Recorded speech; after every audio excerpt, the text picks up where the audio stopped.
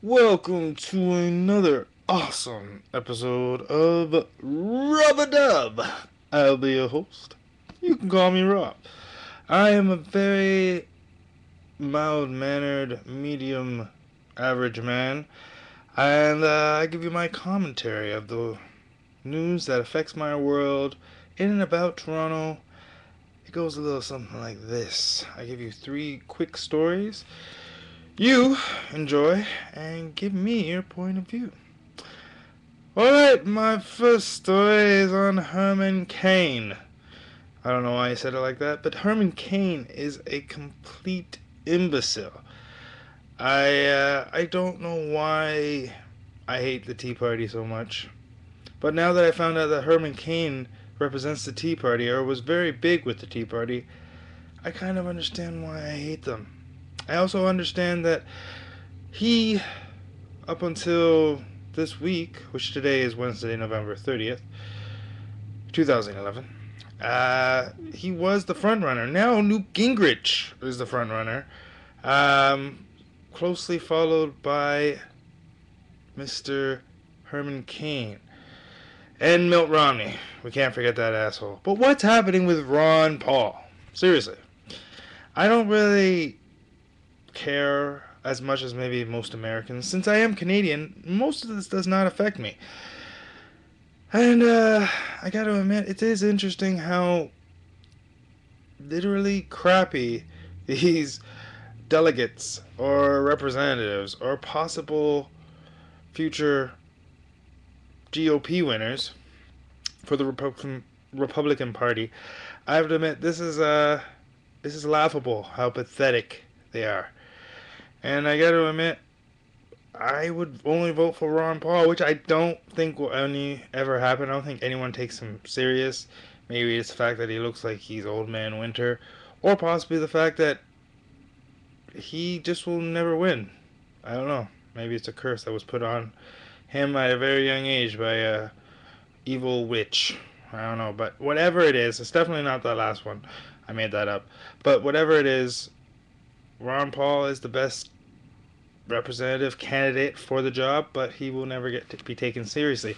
Newt Gingrich, which I don't know a lot about Newt Gingrich, I have to admit, he is the possible representative for the United States. I gotta admit, all I knew about Newt Gingrich was when I was young, he was the one guy that would be on the radio bashing, not the one guy, but the one guy I remember being on the radio bashing Bill Clinton left, right, and center. He wanted him impeached. And I always remember that name, Newt Gingrich. He was just, he had a radio show slash he was very popular with the Republicans, but now he could be the president. That would be weird. Yeah, that would be very weird. But story number 2. In Toronto, Durham region, we have a school, which I won't name because I don't want to piss off the school, but it isn't allowing children from kindergarten all the way to grade 6 to play with balls. That includes footballs, basketballs, soccer balls, baseballs, tennis balls, and which were my favorite growing up, tennis balls. None of them, not even a golf ball you're allowed to play at recess. So, let me get this straight. We lock the schools, we keep them entrapped inside, and now we don't want them to have fun outside even? That's kind of taking advantage of this one principle's, I guess, scare tactics to say that balls are the I can't even say that seriously, but balls are causing a lot of injuries.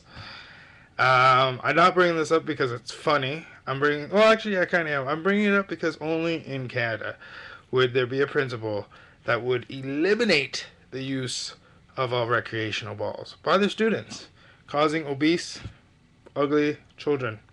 And that's the Durham region for you. We kick them to the side, make sure they don't come down to Toronto.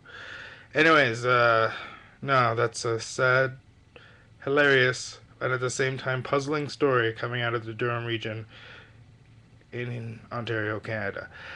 Story number 3, and our final story of the day, goes to well, it's a toss-up, but I really would like to talk about the banning of the the kilt, the banning of the kilt.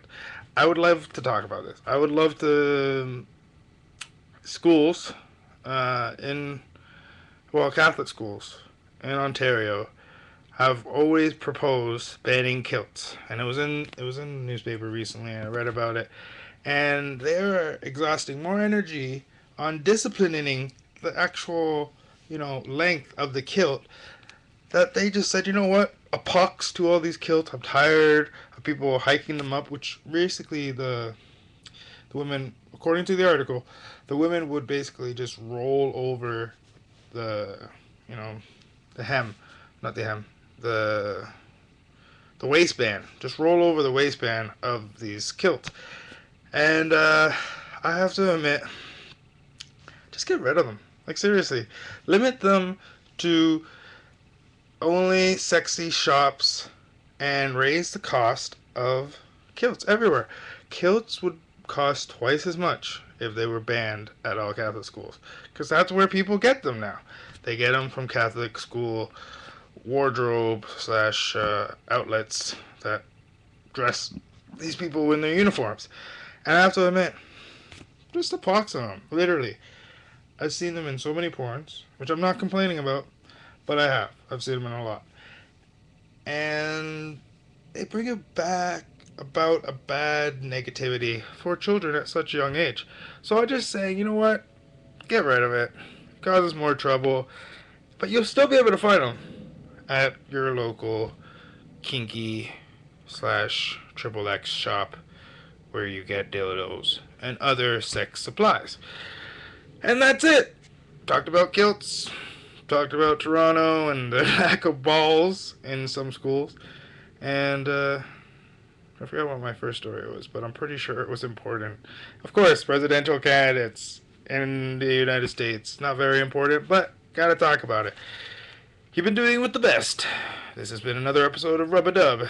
Thank you for joining me.